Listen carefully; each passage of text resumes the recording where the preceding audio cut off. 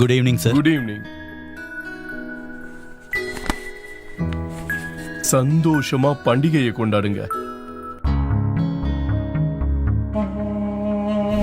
இந்த வருஷம் கிறிஸ்மஸ் போனஸ்ல எனக்கு பட்டு புடவை வாங்கி தரேன்னு சொல்லிருக்கீங்க, ஞாபகம் இருக்கட்டும்.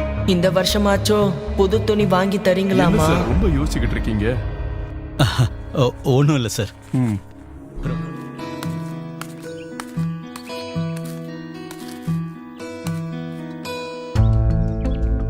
என்னது வீடு பூட்டி இருக்கு, யாரையும் காணோமே, எங்க போயிருப்பாங்க?